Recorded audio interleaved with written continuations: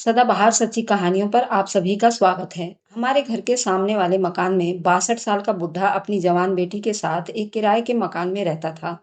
उसकी पत्नी की मृत्यु हो गई थी, उसका कोई बेटा भी नहीं था। अंकल जी की बेटी बहुत खूबसूरत थी, उसकी शादी की उम्र हो गई थी। जो कोई भी उस लड़की का रिश्ता मांगने आ जाता तो अंकल जी उसे धक्के मारकर घर से निकाल देता और अपनी बेटी के बारे में बहुत ही चौकन्ना रहा करता था। कभी भी उसने घर के दरवाजे को खुला नहीं छोड़ा था। मैं कभी कभार उन बाप बेटी को देखती तो मेरा दिल चाहता कि मैं जाकर उसकी बेटी से बातचीत करूं। एक दिन मैंने अपनी मम्मी से कहा, मम्मी, मुझे लगता है जाकर साथ वाली नीलम से मिलना पड़ेगा। बेचारी अकेली है, उसका बूढ़ा बाप हर टाइम उसे घर में बंद रखता है। मम्मी कहने लगी, बेटा, ये लोग बहुत ही अजीब से हैं, तुम खबरदार जो उनके घर पर गई। मोहल्ले में से कई लोग उसकी बेटी का रिश्ता मांगने गए, मगर उसने धक्के देकर सबको निकाल दिया है। देखो, उसके पीछे कोई ना कोई वजह तो होगी। मुझे तो दाल में कुछ काला लगता है। मम्मी की बात सुनकर मैं सोच में पड़ गई थी। मैंने आसपास मोहल्ले वालों से भी पूछा था, उन्होंने भी एक अजीब सी बात कही थी। एक आंटी तो कहने लगी, मुझे लगता है ये बाप बेटी नहीं बल्कि कोई और बात है। ये आदमी अपनी बेटी से किसी को भी नहीं मिलने देता। आंटी की बात सुनकर मैं परेशान हो गई थी।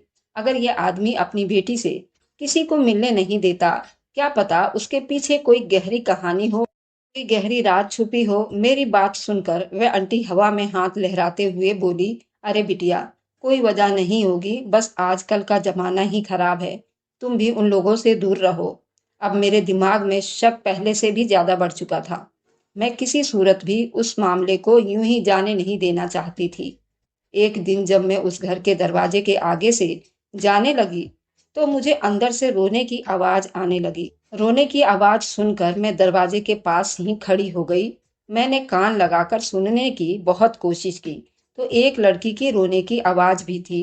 घर के दरवाजे पर गई तो दरवाजा खोला तो सामने ही अंकल ही खड़े थे। उनके चेहरे पर गुस्सा था। क्या बात है लड़की? मैंने कहा, अंकल माफ कीजिएगा, लेकिन आपके घर से किसी की रोने की आवाज आ रही थी, इसलिए मैं थोड़ा परेशान हो गई थी। मुझे लगा शायद मुझे मदद करनी चाहिए। अरे किसकी मदद बेटा? मुझे तुम्हारी मदद की कोई जरूरत नहीं है। तुम हमारे घर के मामले से दूर रहो। अच्छा होगा। अंकल ने खरी खोटी सुनाकर दरवाजा मेरे मुंह पर ही बंद कर दिया। मैं हैरान परेशान सोचने लगी, कितना बदतमीज और खड़ूस बुढ़ा है। मैं घर जाकर ये बात अपनी माँ को बताई तो मम्मी मुझ पर गुस्सा करने लगी और कहने लगी, मैं आज तुम्हारे पापा को ये बात बताऊंगी कि तुम बिना वजह किसी के हमदर्दी जताने के लिए पड़ोस में पहुंच गई थी। हाँ लड़की, तुम उनकी क्या मदद कर सकती हो? मैं ये बातें सुनकर चुप हो गई, लेकिन मैंने सोच लिया कि मैं उस लड़की से दोस्ती करके रहूंगी जो उस घर में अपने बाप के साथ अकेली रहती है। क्या पता उसकी जिंदगी में कोई अच्छाई ला सकूं। एक दिन मैं अपनी सहेली ममता के घर गई, जिसका घर उसी मोहल्ले के अंदर था। मैंने ममता से कहा कि हम छत पर चलते हैं, क्योंकि उस बुढ़े का घर ममता के घर के साथ जुड़ा हुआ था। उस घर का आंगन उसके छत से नजर आ रहा था। मैं ये देखकर खुश हो गई। ममता बोली, उसमें खुश होने वाली क्या बात है? मैंने कहा, अब मैं उस लड़की से दोस्ती कर सकूंगी जो उस घर के अंदर रहती है।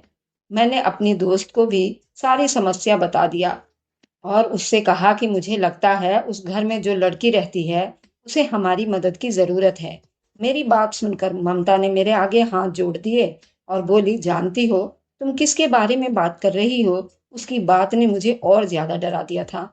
मैंने कहा, बस एक बुढ़ा बाप और उसकी बेटी रहती है यहाँ। मेरी बात पर मेरी दोस्त ने कहने लगी, पागल लड़की हो सकता है वह दोनों मियाँ बीवी हो, इसलिए वह अपनी बीवी को किसी से मिलने नहीं देता। कहीं लोग उसे ये ना कह दे, तुम्हारी बीवी तो बहुत कम उम्र की लड़की है, जबकि तुम उसके बाप लगते हो। तुम्हारा पति ज्यादा उम्र का है।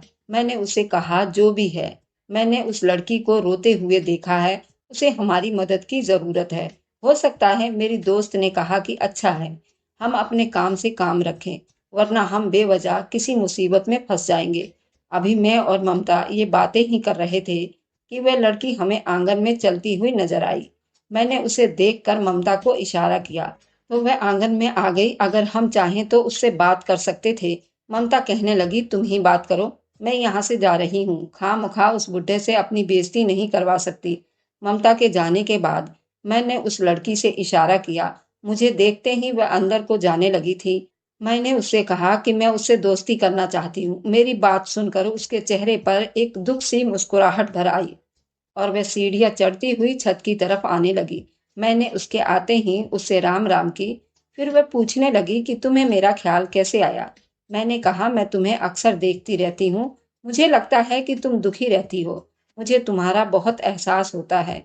क्या तुम मुझसे दोस्ती करोगी? वह कहने लगी कि मुझसे दोस्ती करके क्या तुम भी बर्बाद होना चाहती हो? उसकी ये बात मुझे बहुत ही दुख हुआ था। मैंने कहा तुमसे दोस्ती करके कोई बर्बाद क्यों होने लगा? अगर तुम चाहो तो तुम मुझे हर तरह की बातें शेयर कर सकती हो। मैं तुम्हारी मदद करूंगी और वादा करती हूँ किसी गैर इंसान को तुम्हारी कोई राज नहीं बताऊंगी। मेरी बात सुनकर वह हंसकर कहने लगी, मैं एक बदकिस्मत लड़की हूँ। मुझे लगता है मेरे बाप ने मुझे उस घर में बंद करके अच्छा नहीं किया। लेकिन अब जब अपनी कहानी देखती हूँ तो ऐसा लगता है कि पापा ने जो किया वह सब ठीक ही किया। मैं उसी काबिल थी। मैं उसकी बात सुनकर बहुत परेशान हो गई। वह तो पहेलियां बुझा रही थी। मेरे पास टाइम कम था। इतने में मेरी दोस्त छत पर आ गई और बोली तुम्हारी मम्मी तुम्हें बुला रही है। मैं अपनी मम्मी के साथ घर वापस चली गई। लेकिन मैंने सोच लिया था कि अब मैं नीलम के घर जाकर उससे बात किया करूंगी। अगले दिन मैं फिर ममता के घर आ गई। मैंने देखा छत से तो वही लड़की अपने आंगन में बैठी हुई थी, लेकिन अब की बार उसकी सिसकियों की आवाज ऊपर तक आ रही थी। ये देखकर मैं बहुत परेशान हो गई। मैंने उससे इशारा किया तो वह हाथ के इशारा करके बोली कि ऊपर नहीं आ सकती, अगर तुम चाहो तो मेरे पास आ सकती हो, दरवाजा खुला हुआ है। मैं उसके घर चली गई। उसने अपने पीठ पर हाथ रखा हुआ था और वह बुरी तरह से रो रही थी। क्या हुआ? क्या तुम्हारे पीठ में दर्द है? वह कहने लगी ये दर्द मेरी मौत के साथ ही खत्म होगा। उसकी बात सुनकर मेरी आंखों में भी आंसू आ गए। देखो दुनिया में हर दर्द का इलाज है। अगर कोई तुम्हें समस्या है तो मुझसे कह सकती हो, मुझसे बता सकती हो। मैं तुम्हारी हर तरह से मदद करने को तैयार हूँ। वह कहने लगी तुम मेरे लिए प्रार्थना करो कि भगवान मुझे माफ कर दे। मेरा जुर्म बहुत बड़ा है और मेरे पापा बहुत अच्छे आदमी हैं। मुझे वहां डर भी लग रहा था। अगर ये बात मम्मी को पता चल गई तो वो मुझसे कितनी गुस्सा होंगी। लेकिन उस लड़की की शक्ल और उसकी दुख भरी बातें आप भी सुनते तो आप भी यही करते। ये देखकर हैरान रह गई कि गरीब से दिखने वाले उस बाप बेटी के पास काफी कुछ था। लड़की ने अपने कमरे में बहुत सारे कपड़े रखे हुए थे और ये महंगे कपड़े थे। वह कहने लगी ये कपड़े मैं कभी नहीं पहनती। मैंने भी नोट किया कि उसने खुद को तो हर टाइम गंदे कपड़े पहने रखे होते थे, लेकिन उसके पास हर तरह के रेशमी कपड़े होते थे जिन्हें देखकर लगता था कि ये लड़की बहुत ज्यादा अमीर है। अगर तुम्हारे पास इतने अच्छे कपड़े हैं तो तुम उन्हें पहनती क्यों नहीं हो? मेरी बात सुनकर वह रोने लगी। बस फिर कभी मैं तुम्हें बताऊंगी। अब उन कपड़ों को पहनकर मुझे खुद से डर लगता है। अगर तुम इन्हें ले जाना चाहती हो तो ले जाओ, तुम्हें बहुत अच्छे लगेंगे। उसकी बात सुनकर मैं चुप हो गई। मैं किसी सूरत उसके वह कपड़े नहीं ले जाना चाहती थी, लेकिन उसने बहुत ज्यादा कहा तो मैंने एक सूट ले लिया। वह बोली कि तुम उसे ले जाओ और जब मैं मर जाऊं तो मेरे अर्थी पर जरूर आ जाना। भगवान से डरो लड़की, तुम्हारी उम्र ही कितनी है और तुम मरने की बातें कर रही हो। फिर उसने अपने कमरे में रखी एक अलमारी को बड़ी हिफाजत से खोला। उसमें एक काले रंग की डायरी निकली और फिर उसके एक लिफाफे में डालकर मुझे दे दिया और कहा कि मेरे मरने के बाद मेरे पापा को दे देना। मैंने डरते हुए वह डायरी ले ली और अपने घर वापस आ गई। उसके पेट में जो दर्द था वह बढ़ता जा रहा था। मैं घर वापस आ गई। माँ ने मेरे हाथ में इतना महंगा सूट देखा तो कहने लगी बेटी ये तुम कहाँ से लेकर आई हो? मैं माँ से कोई बात भी छुपा नहीं सकती थी। डायरी के अलावा हर बात मैंने अपनी माँ को बता दी। मेरी माँ ने ये सुना तो वह अपना सर पकड़कर बैठ गई। बोली कि तुम कितनी बेवकूफ हो। मैं तुम्हें जिस बात से मना करती हूँ तो लड़की तुमने वही हरकत करनी होती है। अगर तुम्हारे पापा को मोहल्ले वालों की ये बातें पता चली तो वो क्या कहेंगे? कल को उस लड़की के साथ कुछ हो गया तो तुम क्या करोगी? वह तो मरने की बातें कर रही है। अगर वह सच में मर गई तो क्या होगा? मम्मी आप कितनी खुदगर्ज हैं। मम्मी ने मेरी बातें सुनकर मुझ पर बहुत सख्ती और पाबंदी लगा दी। मैं दोबारा उसके घर की तरफ जाने का तो सोच भी नहीं सकती थी। मैं खुद ही पछता रही थी कि मैं अपनी माँ को खामखा उसकी बात बता दी। लेकिन उसके घर आने का अभी ज्यादा दिन नहीं हुआ था। 2 दिन के बाद उस घर से मौत की खबर आई। पता चला कि वह लड़की जो अपने पापा के साथ अकेली रहती थी वह अब भगवान को प्यारी हो गई है। ये बात सुनकर हम सब हैरान हो गए थे। मोहल्ले वाले भी हैरान थे। एक नौजवान लड़की कैसे अचानक बिना किसी वजह के मौत के मुंह में जा सकती है। सब लोगों को लगा कि ये बुढ़ा आदमी जरूर किसी न किसी तरह अपनी बेटी का मौत का जिम्मेदार है। उसे पूछताछ की जानी चाहिए। सब लोग उसके घर में जमा हो गए। मेरे पापा भी उसके घर में चले गए।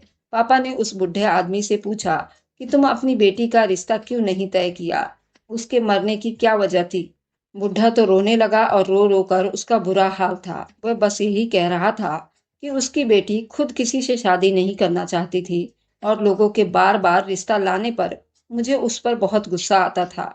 उसकी मौत की वजह ये बुढ़ा नहीं था।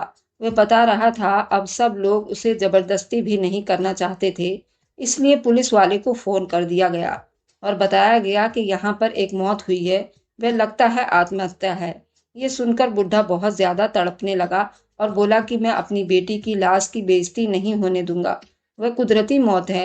मैं उसके बारे में कुछ नहीं जानता। काफी साल से वो परेशान थी। मुझे क्या पता कि उसकी परेशानी क्या थी। मैंने उसे बहुत बार पूछा, डॉक्टर के पास भी ले गया था। मैं आपको रिपोर्ट दिखाने के लिए भी तैयार हूँ, लेकिन भगवान के लिए मेरी बेटी को थाने और कचहरी वगैरह का हिस्सा मत बनाइए। पापा ने बुढ़े से कहा कि आपकी बेटी की लाश का पोस्टमार्टम रिपोर्ट होगा और उसकी जांच की जाएगी उसकी मौत कैसे हुई। कोई भी ऐसा काम नहीं होगा जिससे आपकी बेटी की लाश की बेइज्जती होगी। अगर आपको लगता है आप बेकसूर हैं, तो हो सकता है कोई और उसकी मौत की वजह बना हो। लेकिन बिना जांच पड़ताल किए अपनी बेटी को चिता पर लिटाने का मतलब यही है कि आप उसे इंसाफ नहीं दिला रहे हो।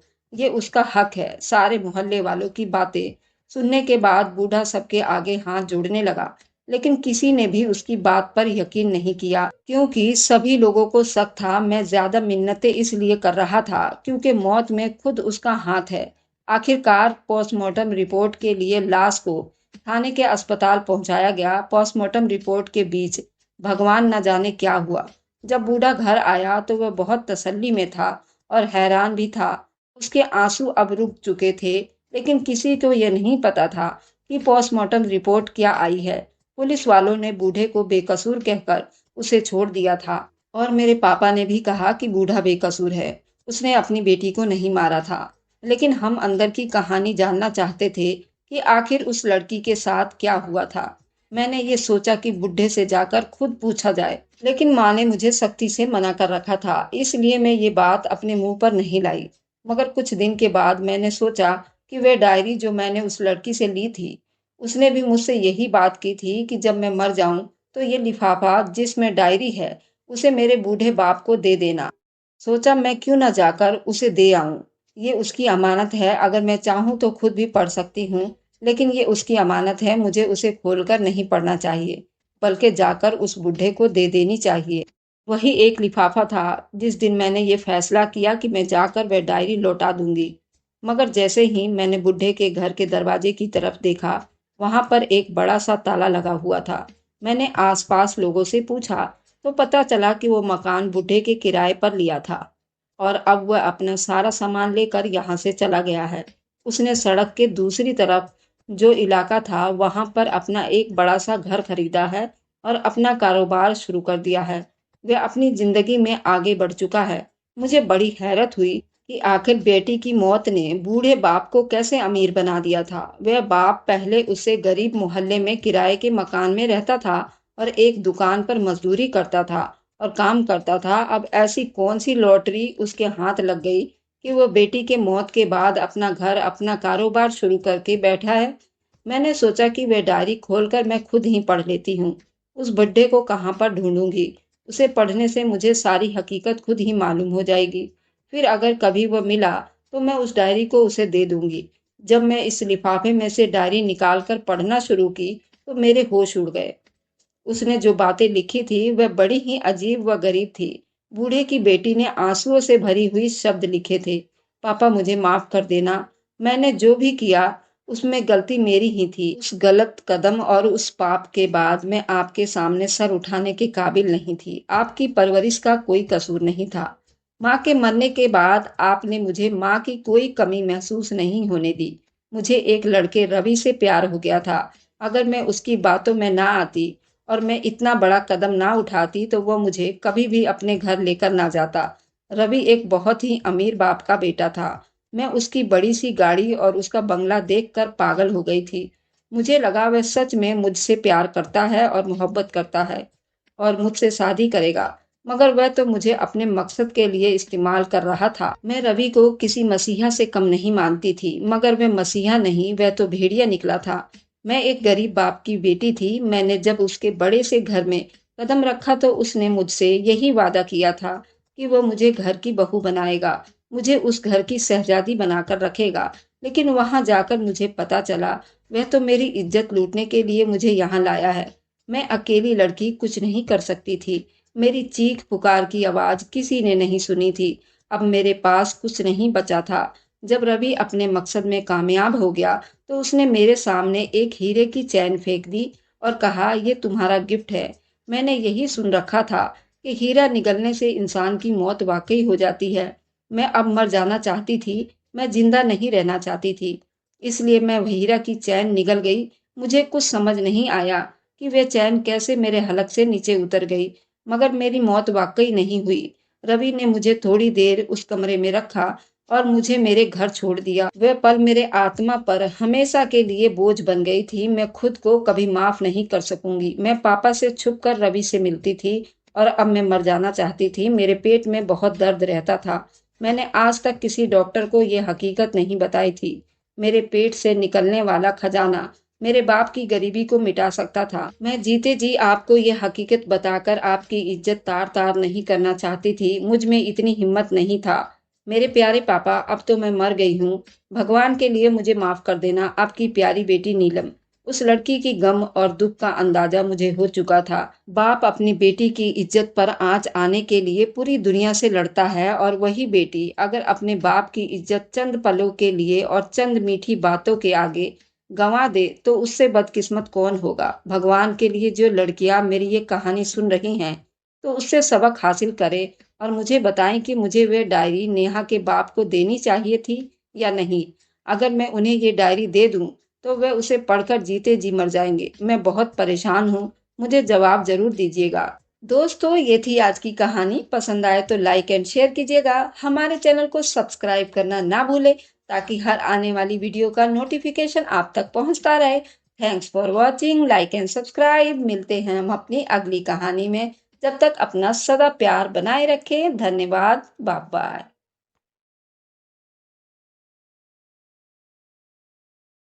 सदाबहार सच्ची कहानियों पर आप सभी का स्वागत है। मैं 10-12 सालों से कतर में काम कर रहा था। उन 10-12 सालों में इतना पैसा इकट्ठा कर लिया था कि अब मैं अपने देश हिंदुस्तान में कोई बड़ा सा बिजनेस कर सकता था। वैसे भी यहाँ अब मेरे लिए अपने बीवी बच्चों के बगैर रहना बहुत मुश्किल हो गया था। इसलिए मैं यहाँ से पक्की छुट्टी लेकर हिंदुस्तान आ गया। मैं अपने वतन में आते ही सबसे पहले मुझे अपने बिजनेस को सेट करने की फिक्र लग गई थी। मैं बाजार में एक बहुत बड़ी गिफ्ट शॉप खोल लिया था। मगर मैं दुकान से जैसे ही घर आता तो मेरी पत्नी घर पर ना होती बल्कि पड़ोसियों के घर पर होती। आज भी मैं घर आया तो पत्नी पड़ोस में गई हुई थी। मैं मम्मी के पास जाकर बैठ गया। पूरा घर बिखरा हुआ पड़ा था। मैंने बेटे से कहा, एक गिलास पानी पिला दो। मम्मी कहने लगी, तुम अपनी पत्नी नैना से बात क्यों नहीं करते? भला ये क्या बात है कि वह अपना घर छोड़कर पड़ोस में जाकर बैठी रहती है? मम्मी, ये बात आप भी तो कह सकती है ना। मैं पूरे दिन थका हारा घर पर आता हूँ। मुझे घर में आराम चाहिए होता है। ये बात भी ठीक कहा तुमने। तुम्हारी पत्नी मुझे समझती क्या है? अब खुद ही देख लो, रात होने को है और अभी तक खाना नहीं पका। घर में बच्चा गंदा मुंदा खेल रहा है और नैना तो क्रीम पाउडर मेकअप करके पड़ोस में जाकर बैठ जाती है। और देख लो, पत्नी से पूछने के बजाय तुम मुझ पर बरस रहे हो। माँ का गुस्सा के मारे बुरा हाल हो चुका था, जबकि मैं तंग आ चुका था। इतने में मेरी पत्नी मेकअप और गहरे नीले रंग की साड़ी पहने, अच्छे से सर पर पल्लू किए, हंसती मुस्कुराती घर में घुस गई थी। एक तरफ घर की हालत बिखरी हुई थी, दूसरी तरफ खुद ऐसे तैयार थी जैसे किसी शादी से होकर आई हो। देख रहे हो ना उसकी तैयारी। कोई गुल न खिला दे तो कहना। मम्मी ने तंबाकू को मुंह में डालते हुए कहा था। उनकी बात सुनते ही मेरा दिमाग घूमा था। कहाँ से आ रही हो? उस टाइम बोलने में मेरी आवाज थोड़ी सी ऊंची हो गई थी। मैं रोज रोज की चिक चिक से तंग आ गया था। अरे क्या हो गया, इतना जोर से क्यों बोल रहे हो? बहरी तो नहीं हूं ना? नैना ने अपने कानों को हाथ लगाया था, फिर बेटे से कहने लगी, पटरी लगाओ, मैं खाना लेकर आती हूँ। दबे पांव किचन की तरफ बढ़ गई, जबकि मेरी बात का जवाब देना तो उसके लिए जरूरी ही नहीं था। ये देखकर मम्मी मेरे करीब होकर बोली, देख रहे हो ना उसके तेवर? तुमने ही सर पे चढ़ाकर रखा है, एक दिन तेरी नाक जरूर कटवा कर रहेगी और जमाने भर में बदनाम करेगी, फिर समझ आएगी तुझे। माँ ने बहुत गुस्सा होकर बोला, मम्मी बस भी करो, मैं खुद परेशान हो चुका हूँ। दिन भर दिमाग में काम धंधे की जंग अलग से चल रही है। मेरी माँ मुझे पत्नी का गुलाम कह रही थी और बोलते जा रही थी, और मैं सुनते हुए दिमाग के साथ जंग छिड़ चुकी थी। अब खाना खा लूं? नैना की आवाज पर सभी अपने खाने की प्लेट लेकर बैठ गए।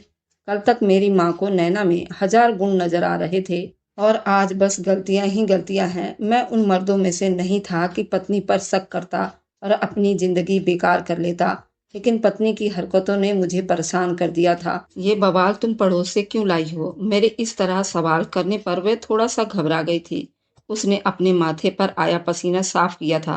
अरे आप तो जानते हैं ना, साथ वाली पड़ोसन बबीता को मुझसे बड़ी मोहब्बत है। मैं बस जरा उसका हाल चाल ही मालूम करने गई थी। बातों में बहुत टाइम बीत गया था, खाना भी तैयार नहीं था और आपके आने का टाइम भी हो चुका था। तो बस बबीता ने जो पकाया था आधा मुझे दे दिया, वह कहते हुए वह अपनी प्लेट उठाकर किचन में चल दी। पहली बार नैना के हरकतों पर मेरे दिल में खटका हुआ था। उसकी इस हरकत और माँ की बातों ने आखिरकार मुझे भी सोचने पर मजबूर कर दिया था कि शायद कहीं कोई समस्या है। मैंने दिल में सोच लिया था कि मैं अब नैना को साफ मना कर दूंगा कि वह पड़ोस में ना जाए। रात जब मैंने उससे ये बात कही तो वह मुझसे लड़ने पर उतारू हो गई। एक तो तुम 10 साल बाद परदेश में रहकर आए हो, मेरा जरा भी ख्याल था तुम्हें कि शादी के थोड़े दिन बाद ही तुम चले गए? ये कहकर वह रोने लगी थी। उसकी बात तो सच थी। फिर बोली कि मुझे दिल लगाना था, आपकी माँ तो हर टाइम उल्टी सीधी सुनाती रहती है, इसलिए मैंने पड़ोसियों की औरतों से दिल लगाया। पूरा दिन तो घर के काम काज करती हूँ, वह आपको नहीं दिखता? बस कुछ देर पड़ोस के यहाँ चली जाऊं, कयामत आ जाती है। रोई जा रही थी, उसकी बात भी गलत नहीं थी। मैं फिलहाल प्यार से उसको चुप करवाया। अगले दिन छुट्टी थी, इसलिए मेरा इरादा देर तक नींद पूरी करने के बाद उठने का था। लेकिन मेरे 7 साल के बेटे के जोर से रोने पर मेरी आंख खुल गई थी। मैं बुरी तरह से नींद से जाग गया था। मैं उठकर नैना को बुलाने लगा, क्या बात है, एक दिन तो मिलता है घर में आराम करने का। मैंने गुस्से से चिल्लाते हुए बाहर निकला तो माँ सामने अपने चारपाई पर बैठी थी। मुझे देखकर बोली, अरे बाबू, मैं क्या बोल रही हूँ, अपनी पत्नी को कहो ना, सुबह होते ही निकल जाती है पड़ोस में, उसे घर का तो होश नहीं है। मम्मी ने गुस्से से कहा था, अरे मैंने कल की सूखी रोटी का टुकड़ा पकड़ा दिया है, वह भूख की वजह से रो रहा था। ये देखकर मुझे नैना पर बहुत गुस्सा आया था। अजीब लापरवाह औरत थी, और किधर गई है? मैंने पूरे घर में नजर दौड़ाई थी और वह कहीं भी नहीं थी। कच्ची नींद से जागने की वजह से दिमाग अभी तक सुन था। माँ फिर से अपने राग लेकर मुझे सुनाना शुरू कर गई थी। मुझे बताया तो तेरी पत्नी घर में नहीं है, जब देखो पड़ोस में होती है, ना घर का ख्याल करती है, ना ही अपनी औलाद का। बच्चे का हाल देखो, भूख से रो रो कर घर को सर पर उठा लिया था, लेकिन इस औरत को एहसास ही नहीं है। मैंने सोचा था कि बहू को लेकर आऊंगी, आराम मिलेगा और बाकी की जिंदगी आराम से कटेगी। इतने आराम से उसे दुल्हन बनाकर लाई थी, लेकिन हे भगवान, देखो क्या क्या रंग दिखा रही है तेरे जाने के बाद। मम्मी फिर से वही सब बातें शुरू कर चुकी थी। पहले तो उन सब बातों पर मैंने ध्यान नहीं दिया था। मैं अपने कामों में बिजी रहा करता था, लेकिन जैसे जैसे मेरे कामों में कमी आ गई, माँ की बातों ने दिमाग में नई सोच डालना शुरू कर दी। अभी मैं उसे कुछ कहता कि वह दरवाजे से अंदर की तरफ चली आई। आज वे कल से भी ज्यादा तैयार थी, मेरी पसंद का सूट भी पहना हुआ था। अभी मैं ये सब देख कर ही आ रहा था, मेरी निगाह उसके हाथ में पकड़े बर्तन पर पड़ गई थी। छोटे से प्याले के ऊपर कपड़ा था। अब ये क्या लाई हो? उससे पहले कि वह किचन में जाती, मैंने उसे रोक लिया। एक तो आप जब देखो सवाल ही सवाल करते हैं, और थोड़ा पड़ोस में चीनी लेने क्या गई थी? सुबह तो आप बड़े मजे से सो रहे थे, आपको जगाती तो आपने गुस्सा करना था, इसलिए सोचा था कि पड़ोस से मांग लेती हूँ। मेरी भी सुनती जा बहू, क्या 1 घंटे से चीनी ही ले रही थी? मेरी माँ ने तेवर चढ़ाकर सवाल किया था। माँ के सवाल करने पर मेरी सवालिया निगाहें भी उसकी तरफ उठी थी। उसकी नजरें जैसे ही मेरी नजरों से मिली थी, वह जल्दी से घबरा गई। फिर मेरी माँ से बोली, माँ, आपको तो बस बात चाहिए होती है मुझे सुनाने के लिए। आपकी ही तो जल्दी चाय चाय होती है। अगर जरा सी भी देर हो जाए तो आपने मुझे बातें सुनानी होती है। एक तो जितना भी कर लो बस कम ही है। वह जोर जोर से कहती हुई किचन में चली गई थी। देख लिया कैसे बात करती है, जरा ध्यान दे अपनी पत्नी पर। मम्मी अपने कमरे की तरफ चल दी थी, जबकि मेरी बीवी के तरफ मेरी नजरें मुझे शक में डाल दिया था। आखिर ऐसा पड़ोस में क्या था जो वे रोज रोज जा रही थी। मैं अंदर से बहुत परेशान हो गया था। आज छुट्टी थी तो नाश्ते में उसने आलू के पराठे बनाए थे और चारपाई पर खाना परोस दिया था। फिर बैठने से पहले कहने लगी, अरे मोनू, जरा जाकर बराबर में ये पराठे दिया। मेरी पत्नी ने प्लेट में 4-5 पराठे रखकर उसे दे दिए थे। ये देखकर माँ बोल पड़ी, अरे बहू, ये क्या इतना सब कुछ दे रही हो, दोपहर के लिए ही रख लो, भूख लगेगी तो खा लेंगे। माँ ने उसे टोका था, जबकि मैं अपने ही धुन में बस खा रहा था। अरे माँ, कुछ नहीं होता, मैं पका लूंगी, बबीता को बड़े पसंद है, वह बड़े ही शौक से खाती है। नैना ने मेरे बेटे मोनू को बगल में पड़ोस के घर में भेज दिया था, जबकि मैं नाश्ते से फ्री होकर चारपाई पर बैठ गया था। अब माँ भी मेरे पास ही बैठ गई, जबकि वह किचन में बर्तन ले जा चुकी थी। अब वहां से बर्तन धोने की आवाज आ रही थी। इतने में मोनू भी आ गया था। खाली बर्तन नहीं लाया। मोनू को खाली हाथ घर में घुसते हुए देखकर मम्मी ने सवाल किया था। मोनू ने कहा, दादी, बबीता आंटी तो घर पर नहीं थी, बस रमेश अंकल अकेले थे, उनको दे आया हूँ। उन्होंने कहा कि अरे, ये तो मेरी पसंद के है, अच्छा हुआ तुम्हारी माँ ने भिजवा दिए। उसे मेरी पसंद पता जो है, बर्तन बाद में भिजवा देंगे। मेरा बेटा कमरे में जाने लगा। मैंने उसे बुलाया, मोनू इधर आओ। उससे पहले कि मैं उससे कुछ पूछता, वह अपनी माँ की आवाज़ सुनकर उसके पास चला गया। मुझे ये बात अजीब लगी। रमेश ने ये बात क्यों कही थी? अरे, इस बात का क्या मतलब हुआ? बहू ने तो कहा था बबीता के लिए पराठे भिजवा रही हूँ, और वे तो घर पर ही नहीं थी। मैं पहले से यही सोच रहा था कि माँ की बातों ने मेरे दिमाग में भी इस तरह के सवाल पैदा होना शुरू कर दिया।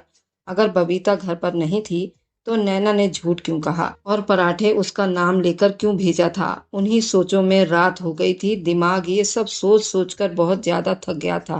मुझे अपनी पत्नी से बहुत मोहब्बत थी। मैं अपनी जिंदगी में शक का जहर नहीं घोल सकता था, इसलिए खुद को झटका और सो गया था। आधी रात को प्यास की वजह से मेरी आंख खुल गई। उस टाइम मेरी पत्नी कमरे में नहीं थी। मैं वॉशरूम की तरफ देखा, उसका दरवाजा भी खुला था। आधी रात के टाइम वो कहाँ जा सकती थी? अभी मैं माँ के कमरे की तरफ जाता कि मेरी नज़र छत की सीढ़ियों की तरफ गई, जहाँ पर बल्ब की रोशनी आ रही थी। मैं बहुत दबे पांव छत की सीढ़ियों पर कदम रखता हुआ जा रहा था। जैसे जैसे मैं छत के करीब हो रहा था, कुछ बातें करने की आवाज़ मेरे कानों में पड़ी थी। जब मैं ऊपर पहुंचा तो नैना बराबर की छत की दीवार पर खड़ी किसी से बातें कर रही थी। उससे पहले मैं उसके पास जाता, मेरा पाँव पौधों से टकराया और नैना ने पलटकर मुझे देखा। साथ में छत पर जो कोई था जल्दी से नीचे की तरफ भाग गया। मुझे अचानक अपने सामने देखकर वह घबरा गई थी। तुम इस टाइम इतनी रात को यहाँ क्या कर रही हो? घबरा कर उसके मुंह से अटक अटक कर आवाज निकल रही थी। मैंने झुककर साथ जुड़ी हुई छत की तरफ देखा था, जहाँ पर कोई भी नहीं था, जबकि मैंने अपने कानों से यहाँ दो लोगों की बातों की आवाज सुनी थी। अरे, इधर उधर क्या देख रहे हैं आप? मैं तो बस छत पर हवा खाने आई थी। वह अपनी घबराहट पर काबू पा चुकी थी। मैंने शक की नजरों से उसकी तरफ देखा। मेरी तरफ देखती नीचे उतर गई थी। मैं थोड़ी देर में नीचे आ गया। अब वह सो चुकी थी, लेकिन नींद मेरी आंखों से दूर हो गई थी। एक तरफ माँ की बातें और दूसरी तरफ ये सब, कहीं तो कुछ गलत हो रहा था। फिर अगली रात को भी मैंने सोच लिया था कि पता करके ही रहूंगा क्या है, इसलिए ऐसे ही आंखें बंद करके सोने का नाटक कर रहा था। लेकिन वह दोबारा छत पर नहीं गई। शायद उसे मुझ पर शक हो गया था कि मैं उस पर नजर रख रहा हूँ। फिर अगले दिन शाम को जैसे ही अपनी गली में गया तो वहां पर अपने पड़ोसी रमेश को खड़े देखा। उसे देखकर मेरा मूड खराब हो चुका था। आप इधर क्या कर रहे हैं? मैंने बहुत ही रूठे शब्दों में कहा था। ये लो अंकल, मम्मी ने दिया है। अभी वह कुछ कहता कि मेरे बेटे ने उनके हाथ में एक भरा हुआ डोंगा पकड़ा दिया था, जिसमें से वह आती खुशबू से साफ पता चल रहा था कि आज घर में बिरयानी बनी है। रमेश ने धन्यवाद किया और बेटे से ये कहा कि अपनी मम्मी से जाकर कहना कि अंकल खाकर बताएंगे कि टेस्ट कैसा था। मुस्कुराकर कहते हुए मेरी तरफ पलटा था, बहुत अच्छा खाना बनाती हैं आपकी पत्नी।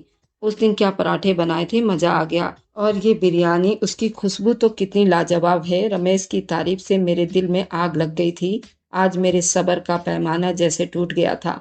उन बातों ने मेरे अंदर मौजूद शक को और बढ़ा दिया था। मैं बहुत ही गुस्से में घर में घुसा था कि आज तो सब हिसाब बराबर करके रहूंगा। लेकिन घर में कुछ मेहमान आए हुए थे। उनके सामने अपने अंदर के गुस्से को काबू कर लिया था। आज रात को मैंने महीने का खर्चा भी निकाल कर अपनी पत्नी को दे दिया था। अरे इस बार आपने पिछली बार से ज्यादा पैसे दिए हैं, नैना ने गिनते हुए पूछा था। हाँ, इस बार काम अच्छा हुआ है। मेरा शब्द थोड़ा उखड़ा हुआ था, वो महसूस कर गई थी, लेकिन मुझसे कहा कुछ नहीं था। फिर मैं चुप करके सोने के लिए लेट गया था। अगली सुबह वह घर में ही थी। मैं उसे किचन में जाते हुए देख रहा था कि माँ की आवाज सुनकर उनकी तरफ मुड़ा था। वह मेरा हाथ पकड़कर अपने कमरे में ले गई थी। बेटा ये बताओ, बहू को कुछ पैसे दिए हैं क्या? वह बड़े ही राजदाराना अंदाज में मुझसे पूछ रही थी। हाँ, वह घर के खर्च के लिए दिए हैं। क्यों, कुछ हुआ है क्या? मेरे अंदर अब शक उभरने लगे थे। अरे वह सोनी है ना, जो हमारे घर के सामने रहती है। अभी तेरे कमरे से निकलने से कुछ देर पहले ही मेरे पास आई थी। कह रही थी कि आंटी लगता है तुम तो बड़े ही अमीर हो गई हो, जो तुम्हारी बहू इस तरह से पैसे लुटा रही है। ऐसा क्यों कहा उसने? मैं हैरान हुआ था। अरे मैंने पूछा था उससे। उसने कहा कि आंटी तुम्हारी बहू सुबह 6 बजे रमेश के घर जा रही थी और उसके हाथों में कुछ नोटों की गड्डी देखे थे। माँ ने बड़े आराम से सारी बात मुझसे बताई थी। मेरा तो दिमाग गुस्से के मारे उबल गया था। मैं जल्दी से अपने कमरे में चला गया। मुझे पता था कि नैना ये अपने कपड़ों के नीचे लिफाफे के अंदर घर के खर्च के पैसे रखती थी। मैंने वह लिफाफा निकाला था, पैसे गिनने लगा था। जैसे जैसे मैं गिनता गया, मेरा दिमाग घूमता गया। पूरे 5,000 रुपए कम थे। मतलब ये कि इतने दिन से मेरी मेहनत की कमाई को लुटा रही थी। मैंने गुस्से में जोर से उसे आवाज दी थी और वह पैसे लेकर बाहर निकला तो मेरी बीवी किचन से निकली थी। मैंने जोर से चिल्लाकर पूछा, इसमें से 5,000 रुपए कहाँ हैं? मेरे सवाल पर उसके चेहरे का रंग बिल्कुल उड़ गया था। सच सच बताओ, तुम कहाँ लुटा कर आई हो मेरी मेहनत की कमाई को? अब की बार मैं जोर से बोला था। मेरे इतने जोर से चिल्लाने पर उसकी आंखों से आंसू बहने लगे थे। लेकिन उस टाइम मुझे किसी भी बात की कोई परवाह नहीं थी। क्या पूछ रहा हूँ, बताओ मुझे। कब से मैं ये सब कुछ देख रहा हूँ, लेकिन चुप था। आज तो पानी सर से ऊपर चला गया है। वह तड़प गई थी। बताओ, उस दिन छत पर तुम्हारे साथ कौन था? मैंने खुद अपने कानों से सुना था, वहां पर कोई और भी था। आज मेरे सब्र का पैमाना टूट गया है। मेरी बातें सुनकर उसने अपने आंसू साफ किए थे और मेरा हाथ पकड़ा था। इधर चलिए मेरे साथ। उसने अपने हाथ में एक प्लेट ली और मेरे साथ चल दी और मुझे अपने घर के साथ वाले एक पुराने से घर में ले आई, जहां दरवाजा बस नाम का ही था। ये रमेश का घर था। पुराने खराब से पर्दे की मदद से उसे दरवाजे की शक्ल दी गई थी। चलो अंदर, बाहर से ज्यादा हालत अंदर की खराब थी। जगह जगह से घर खराब हो चुका था। किचन के नाम पर आंगन में ही कुछ बर्तन और सामान रखा हुआ था। साथ में वहां पर लकड़ियां रखी हुई थी। वहीं पर दो बच्चे अपने हाथों में खिलौनों की जगह पत्थरों से खेल रहे थे। उनके कपड़े देखकर मुझे पता चल गया था कि किसके कपड़े हैं। वह मेरे बेटे के पुराने कपड़े थे। जैसे ही उनकी नज़र हम पर गई, नैना के हाथ में प्लेट देखकर उनके चेहरे चमकते थे। वह जल्दी से आगे बढ़े थे और जल्दी से नैना से प्लेट लेकर चावल खाना शुरू कर चुके थे, जैसे वह कब से भूखे हों। एक के बाद एक निवाला मुंह के अंदर डाल रहे थे। सोचो रोहन, अगर उसकी जगह अगर हमारा बेटा होता तो? नैना की आवाज ने मुझे अंदर से हिला दिया था। आप लोग आए हैं ना? बबीता की कमजोर सी आवाज थी। इधर बैठ जाइए। उन्होंने दो पुरानी कुर्सियों की तरफ इशारा किया था। हम दोनों बैठ गए। वह खुद भी पास पड़ी टूटी सी चरपाई पर बैठ गई और कहने लगी, नैना, मैं कैसे तुम्हारा धन्यवाद करूं, मुझे समझ नहीं आता। जब से रमेश की दुकान बंद हुई है, हमारे घर में रोटी खाने के लाले पड़े हुए हैं। हम तो जैसे तैसे गुजारा कर रहे थे, लेकिन बच्चों की भूख बर्दाश्त नहीं हो रही थी। सच में भाई, आपकी पत्नी हीरा है। आपकी पत्नी बहुत ख्याल रखती है हमारा। छुप छुप कर मदद करती रहती हैं ताकि हमारा भरम रह जाए। हमारे खाने के बर्तन में ही हमें खाना दे जाती हैं ताकि किसी को पता न चले। और कभी चीनी तो कभी तेल लेने के बहाने खाने का सामान दे जाती हैं। सच में भाई, कौन करता है आज के दौर में? वह अपने भीगे आंखों और अटकती आवाज में कह रही थी और मेरा सर शर्मिंदगी के मारे झुकता चला गया था। मैं उस दिन बंगले का काम करने जल्दी जल्दी चली गई थी। नैना ने उस दिन मेरे लिए पराठे बनाकर भेज दिए। मेरा पति और बच्चे भूखे थे। उन्होंने पेट भर के नाश्ता किया था। सच में दिन रात भगवान से प्रार्थनाएं निकलती है आपके लिए और आपकी पत्नी के लिए। सुबह सुबह ही उसने मुझे पैसे दिए ताकि मैं थोड़ा बहुत राशन डलवा लूं, उससे बेरोजगारी के डर भी कम हो जाए। अब तो बहुत मुश्किल हो गया है। उस दिन आधी रात को आपकी पत्नी छत पर आकर मुझे चुपके से पैसे ना देती, आज मेरा बेटा जिंदा ना होता। क्योंकि उस दिन मेरे बेटे को बहुत तेज बुखार था। वह अब रो रही थी। घर के बच्चों की हालत देखकर मेरा अपना दिल भी बहुत दुखी हो गया था। मैं क्या से क्या सोच रहा था और कहानी क्या थी। मैं खुद को बहुत शर्मिंदा महसूस कर रहा था जो अपनी बीवी पर शक कर बैठा था। हम दोनों ही अब घर से निकल चुके थे। मैंने रास्ते में बीबी से कहा, तुम ये सब मुझे पहले भी तो बता सकती थी। तब वो कहने लगी, मैं ये सब किसी को भी नहीं बताना चाहती थी। मैं किसी का भरम नहीं तोड़ना चाहती थी। हम सब पेट भरकर खाना खाएं, हमारे बच्चे अच्छे कपड़ा पहने और वहीं हमारे पड़ोस में कोई भूख से तड़पता रहे और हमारे फ्रिज में फलों से भरा रहे। क्या हम अपने पड़ोसी की मदद इस तरह नहीं कर सकते? अपने कुछ ज़रूरतें कम करके किसी के घर का चूल्हा नहीं जला सकते? उसके सवालों ने मेरे अंदर हलचल कर दी थी। वह ठीक कह रही थी। हम क्यों इतने बेखबर हो जाते हैं? क्यों किसी के आंखों में खुश्क आंसू नहीं देखते? क्यों किसी के बच्चे की भूख हमें महसूस नहीं होती? क्यों हम सिर्फ अपना भर पेट देखना चाहते हैं? तुमने ये सब पहले क्यों नहीं बताया? अरे इतना चुप छुप कर क्यों कर रही थी? मैंने फिर से पूछा था। उसने कहा कि माँ की वजह से वह नहीं करने देती, इसलिए फिर ये सब छुप छुप कर करना पड़ा। आज मुझे अपनी बीवी पर फख्र महसूस हो रहा था। घर जाकर मुझे अपनी ही नहीं, अपनी माँ की भी सोच बदलनी थी। ज्यादा ना सही, जितनी कोशिश कर सकते हैं इतनी तो करें। भगवान कोशिश करने वालों का साथ देता है। मैंने अपनी पत्नी से माफ़ी मांग ली थी और साथ ही रमेश को अपनी दुकान पर नौकरी पर रख लिया था। थोड़ी कोशिश से उनके घर में भी चूल्हा जलने लगा था। उनकी प्रार्थनाएं थी जो मुझे तरक्की मिल रही थी। बस अपने साथ साथ दूसरों का भी ख्याल रखा करें। कुछ ना सही, प्रार्थनाओं जैसा कीमती खजाना मिलेगा जो बहुत ही नायाब और नया है। अगर आपको आज की कहानी पसंद आई है तो वीडियो को ज़रूर लाइक कीजिएगा और अपने दोस्तों के साथ शेयर भी कीजिएगा। और हाँ, अगर आपने अभी तक हमारे चैनल को सब्सक्राइब नहीं किया है तो ज़रूर सब्सक्राइब कर लें। मिलते हैं हम अपनी कल की एक नई दिलचस्प कहानी के साथ। मुझ पर सदा अपना प्यार और स्नेह बनाए रखें। सभी को मेरा प्यार भरा नमस्कार दोस्तों।